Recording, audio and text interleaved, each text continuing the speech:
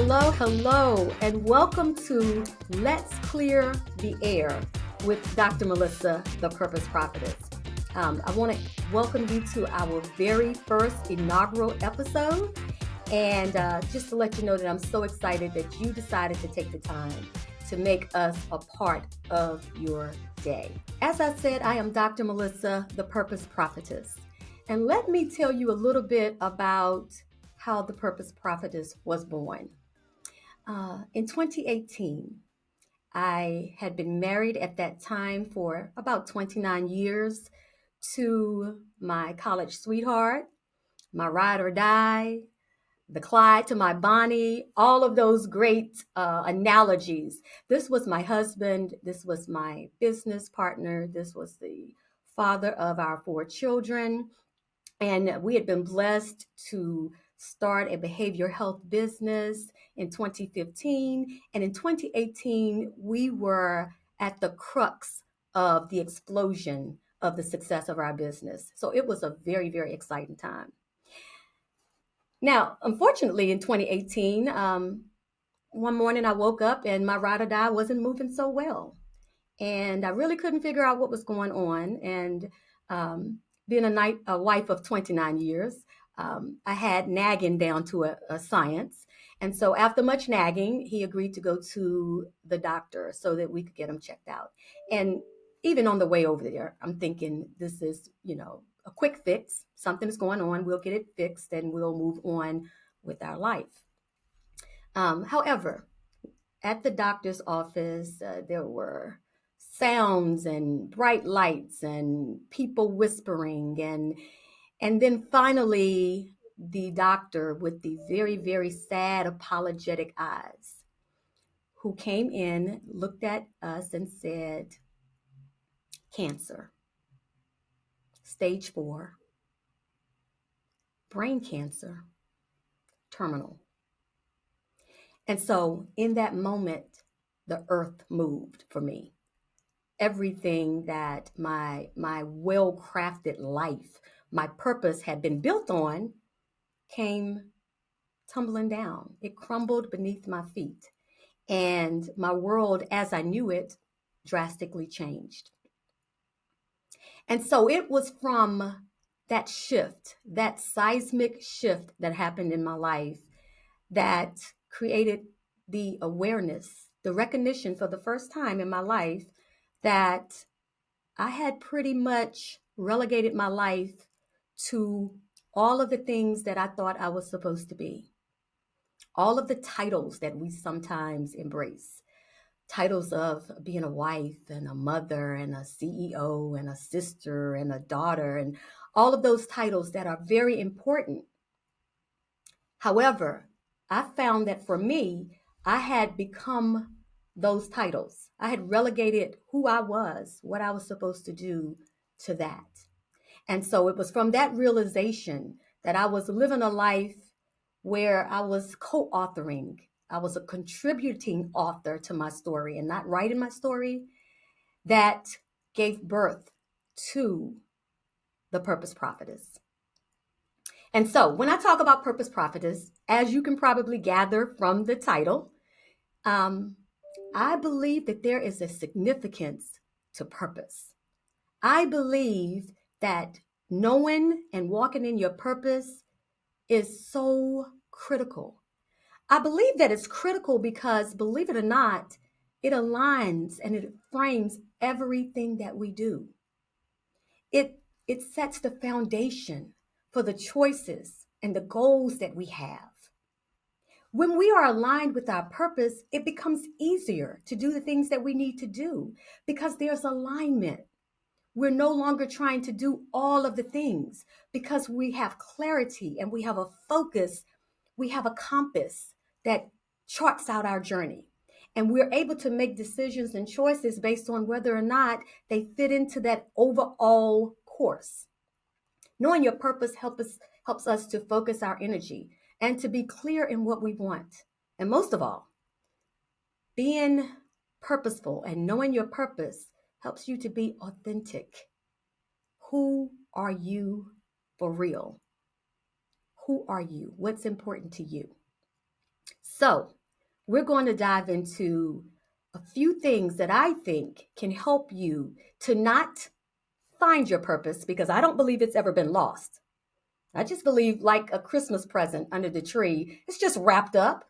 And we just need to become like kids and start tearing off the wrapping paper so that we can get to the goodies that's inside of the box. So I'm not going to talk to you about finding your purpose. I'm going to talk to you about the things that you need to do in order to uncover the purpose that has always been there.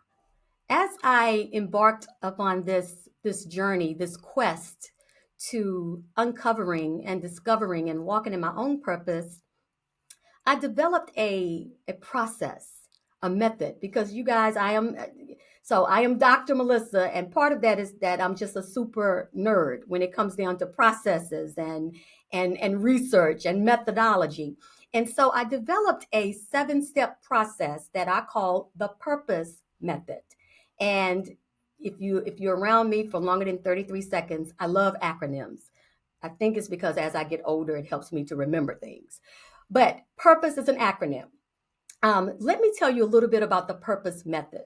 The first P is about prioritizing fulfillment, and that's about self-care, and we'll get into that more about that later. The U is what I call use what you got. The R is recalibrate your circle. The P, the other P, is for putting feet to faith. The O, overcoming your fears. The S, setting intentions and goals. And the E, which is exactly what we're going to start with, is evaluating yourself. This is the 7-step purpose method that we're going to delve more into. So let's talk about the first step into uncovering your purpose in my purpose method, and that is evaluate yourself. And for each of these, I'm going to just touch lightly. We're going to delve into these steps a lot more deeper as we go on with the other episodes, but I want to touch on it just to give you an introduction to this purpose method that I think is so critical for you to start uncovering and discovering your purpose. So evaluate yourself. The first step for anything that you want to fix or change in your life is recognition and acknowledgement. It is so difficult to fix or change anything that you haven't yet acknowledged. And so when it comes down to this very important step, evaluating yourself, it's an invitation for you to drill down deeper. Really, when we're talking about uncovering your purpose, you need to give yourself permission and to give yourself grace to take that time with yourself and ask those very, very important questions. Questions like, am I fulfilled? Am I doing the things that I truly always wanted to do? Am I living the life that I had dreamed of? Am I comfortable with me? Am I happy? Am I authentic to myself? Or do I feel like I'm living a life that's scripted by everyone else? And so the first step, as far as evaluating yourself, is really about an honest assessment. And you guys, I can tell you that it is sometimes a painful step. It is not always part of the comfort zone, because what I'm inviting you to do is to challenge your status quo. Challenge your life as it exists. Ask yourself those questions that you may not be willing to say out loud to anyone else. But it is an opportunity to say, I am living the life that I feel called to, or quite honestly, I'm not, and I'm not even sure where to begin or what I'm called to do. Okay, so let's talk about the second step in the purpose method. And it's actually the O. So you guys, I went to public school, but I do know how to spell. So we are going to be all over the place with respect to the acronym. But the O in the purpose method is overcoming fears. One of the byproducts that comes from the self-evaluation journey that I just ask you to take as a part of the step one is to drill down and not only ask yourself those critical questions that I mentioned, but also to drill down into what's been holding you back. What has been standing in the way of you becoming who you are called to be? And what I have found is that fear is one of the major critical things that hold us back. You know, it's fear that tells us that we're not good enough. It's fear that tells us that we're never going to lose the weight. It's fear that tells us no one will ever really love us. It's fear that tells us that the business will never work and we're going to fall flat on our faces. It's fear that tells us that we're too old or it's too late. You know, fear will keep you standing on the shore, watching others sail away on the boat. And it's the same fear that will keep you clinging to the edges of the boat when other people are called to walk on the water. Fear will cause you to miss opportunities and open doors. Oftentimes, it's the same opportunities and open doors that you've been praying for. I'm going to tell you a really quick story about fear. Up until last year, when I was 52 years old, I had been on a plane 3 or 4 times. Now, when I tell you I was terrified of flying, please believe me. And it's not that I didn't want to go places and see things and experience different things. It was simply that my fear of flying was so great that I wouldn't allow myself to do so. Now, I wouldn't admit that I was missing out on opportunities because I wouldn't fly because I was afraid. Oh, no, never that. I would say stuff like, I ain't trying to get on no plane and spend all that money to go to places I can see on TV. Or I would say, I don't have time to be flying all over the place when I need to be back at home making some money. You know, we have a real knack for making our fears sound really, really sexy. And I was a champion at that. But I will tell you, in my quiet times, when I looked at myself in the mirror, I knew the truth. I was scared. And I was allowing that fear to hold me hostage. And so last June, I was given another opportunity to be in a room that I never thought I would be invited to. But it required me to fly to the Bahamas alone. Now, I want you to understand that even with the 3 to 4 flights that I had been on, I had never been alone. So here I was standing at the crossroads of letting fear rob me of another opportunity or getting on that flight afraid. I learned you can't wait for the fear to leave you because it may never be gone completely. You have to move in spite of the fear. And so I did just that. I did it afraid. So I got on that flight and it changed my life. And the truth is, I've been flying ever since. I fly everywhere now. I don't even want to drive. Now here's the crux. Here's the teaser. I'm still a nervous flyer. But I absolutely refuse to let that fear keep me from experiencing all that God has for me. So the next step in the purpose method for uncovering your purpose is the S, which is setting your intentions and goals. It's all about living with intentionality. You know, there's the old adage that if you are failing to plan, then you are planning to fail. And believe it or not, there's so much of that that's true. And I'm not necessarily talking about you have to be a list maker. I am, but that's my thing. But I am talking about we have to be intentional about where we're going. If we're expecting to arrive any place, there has to be the intention that the place exists and we're trying to get there. I recently heard someone say you're either preparing or repairing. And that really struck with me because I was like, wow, yeah, if I'm not preparing, then oftentimes I'm having to repair what I did not prepare for. So when it comes down to setting intentions and goals, we'll talk more about SMART goals, and we'll dive into goal setting, the science of goal setting. But I want you to know that if you want lasting change, you have to be intentional. Living with purpose means being goal minded. Okay.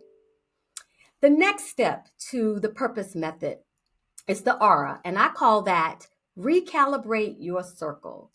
You guys, this is a big one, and I'm going to touch on it, but I promise you this one right here gets me moving, because so much of what happens to us has to do with our circle, who we have around us, who we have speaking into us. If you go back, even scientifically, we are most of us, and what we are is a compilation of what we were taught and shown. And so your circle and who's around you is so important. But here's the thing.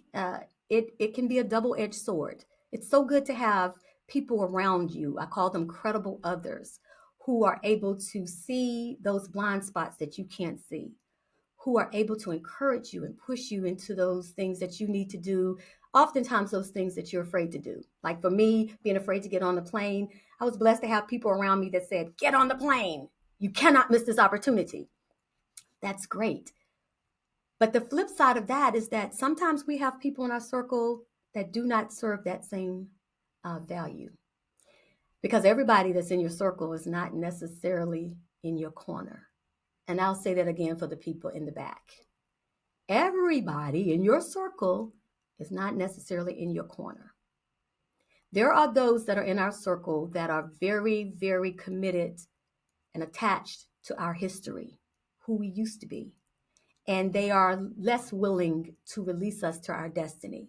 These are the folk in your life that will remind you of where you fail, what you don't do well, where you came from. And they're less interested in allowing you to become. And I'm not saying that it's out of malice. I'm just saying that they are very attached to the you that they know. And they're not that willing to allow you to become who you were really called to be. So part of recalibrating your circle is about having the courage to understand that elevation sometimes equals separation. Just logistically, if I rise here and you're there, me elevating will create distance. And that doesn't mean that that person does not belong in my life, but it does mean that I have to be courageous enough to go to where I'm called to go, even if that person is not willing to go with me. So let's keep going with the next step in the purpose method. And it is the you, and I call that use what you got, not what you have. It doesn't sound as good. Use what you got. So here's what I know. If you're taking the time to watch me right now, it means that you probably have something burning in your belly, or the realization that something might be missing. You have big dreams and goals that you want to accomplish. But far too often, we find ourselves stuck in a rut. And we look for the excuses of why we can't take action. And we allow those excuses to keep us from walking in our purpose. Now, there are many, many excuses, but one of the biggest excuses that we use is not having what we need. Whether it's money or resources or knowledge and education or time, we use these excuses as a way to avoid taking action. So we tell ourselves we can't do something because we don't have the right things. And I call this the old when I, then I game. When I get some money, then I will start the business. When I get more time, then I'll go back to school. Hey, when I lose 20 pounds, then I will have the confidence to meet somebody new. When I get me a man or a woman, then I'll be happy. And all the married people says, right? You may be thinking, even with hearing me say that, and when I've said that to individuals before, they've said, well, Dr. Melissa, that's easy for you to say. You have a doctorate degree. If I had that kind of education, I would do this and though. But what I want you to know is that the moves that I've had to make, the risks that I've had to take, all happened long before I was blessed to finish my doctorate. So I want you to understand that not having what you need is a sexy excuse for not doing what you need to do. Because most often, what we need to get started, we have right in our hands. Okay? That leads me to the next step of the purpose method. And that is about what I call putting feet to faith. Putting feet to faith. Putting feet to faith is really about taking action, just acting. We talked about using what you got as an excuse to not move. Putting feet to faith is about doing. You know, in the Christian faith, there's a scripture that talks about faith without works being dead. And I'm not here to indoctrinate anyone, but I want to give you the context of what I'm saying. Sometimes we have these beliefs and we believe that, hey, if I will this to be true, if I have faith in this, if I believe in this, it'll happen. And I call that the name it and claim it. I'm going to name it and I'm going to claim it and it's going to happen. But what I want you to understand is that in addition to the belief and the ideas and the passion, at some point, you're going to have to do something with that. You're going to have to take a calculated risk. You're going to have to take action. And oftentimes we're not willing to do that because we live in what I call a time of microwave mentality. You know, it means we want our stuff now. We don't want to go through the process. We don't want to do anything. We want to punch a few buttons, wait 3.5 seconds, and poof, like magic, our blessings appear. Our businesses appear. 6'4", fine, fit, and rich appears. Our weight magically disappears. You know, we're not willing to go through the process. And so putting feet to faith means after you have uncovered, after you've evaluated, after you've identified fears, after you've set those goals, after you've looked at what you have in your hands, you got to actually do something with it. You got to take action. You know, I started this episode by telling you a quick story about that time in 2018 when the earth crumbled beneath my feet. And you know, it was the eye opener was that I was staring in the mirror at someone who I didn't recognize. I had become what everyone needed me to be. And I had lost myself somewhere in the midst of all of that. And so the last step to the purpose method is the final P, and I call that prioritize FULLfillment. FULLfillment. The concept of prioritizing fulfillment has to do with the fact that you can't fill others until you yourself are full. Said a different way, you've got to be full before you can truly pour into anything or anyone else. You have to pour into yourself before you pour into others. And so this is all about self-care and understanding that pouring into yourself before you pour out to serve others is not a selfish act, but it's a necessary one. This step is a reminder that for our own well-being, we have got to be intentional, there's that word again, about making sure we're serving from fullness and not scarcity. You know, when we neglect ourselves and constantly give out without replenishing, we risk burnout and exhaustion. We start to feel depleted, resentful, and we can even lose our sense of purpose. I want to make sure that you understand that and be clear that serving others is a noble calling. It is my calling. Serving others, whether it's through our work or relationships or community involvement, it is a noble endeavor. But we cannot pour from an empty cup. Just like a pitcher needs to be filled to pour out, we have got to take the time to replenish ourselves physically, mentally, and emotionally. I'll leave you with this. My mentor says it this way. You need to fill your own cup first And then serve others from the saucer, which is the overflow from your own cup. I remember when I first heard that, it was mind-blowing because I had been conditioned to believe to just pour, pour, pour, pour, pour. And what I found is that I was depleted and lost my way. And so, what's the takeaway from all of this? These 7 steps that I've given you.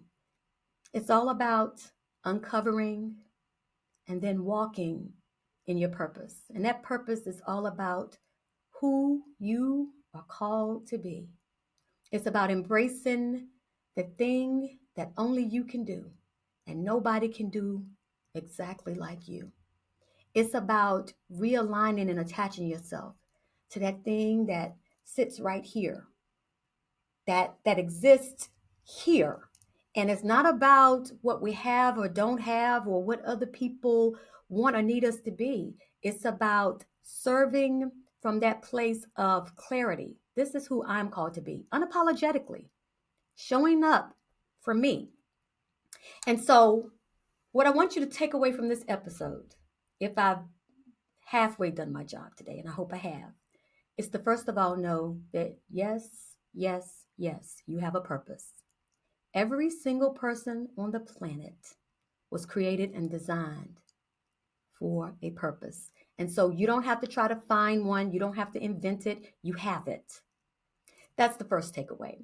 I want you to understand also that finding your purpose is the key to unlocking the door to the life of abundance, the life of joy, happiness, the things that sometimes we lay in the bed at night and look up at the ceilings and think about and ponder and hope and wish. That is lying at the center of your purpose. And if you can identify and unlock that purpose, most often you're going to find that life of abundance. You're going to find that the profits, you're going to find the joy, the love, all of those things that we're looking for can be best served by walking in our purpose. The final takeaway is that I want you to understand that fear and doubt, the 2 dirty cousins, will always exist. So finding your purpose will not necessarily mean waiting for those 2 culprits to leave, because most of the time they don't. They love to stick around. They're like that house guest that will never go away. And that's okay, because we can do what we need to do afraid. We don't have to wait to stop being afraid. We can do what we need to do with sweaty palms and knocking knees and still walk in and tap into our purpose and live the incredible lives of abundance that we were called to live. So if you're interested in hearing more from me and working with me and learning more about me, please, I welcome you to join the free community that I have curated for like-minded individuals that are seeking their purpose, and many of them also looking to start or scale their businesses. They're looking to have financial freedom and create a legacy of generational wealth. That free community can be found at community.purposeprofitess, and prophetess is spelled PROFITESS.com. And you can also join me on my website, which is purposeprofitess.com. So I want to thank you all so much for joining me for the inaugural episode of Let's Clear the Air. I'm looking forward to having you back for future episodes where we'll delve more into uncovering and discovering your purpose. And we'll also talk a little bit about how your purpose can generate profits. So how you can start getting paid doing what you love. You can start getting doing the things that you're made for instead of working the job that you're just being paid for. Okay. So if you have any questions, any comments, please feel free to subscribe below, leave some comments below, like us, love us, all of that good stuff. And we'll see you soon. Take care.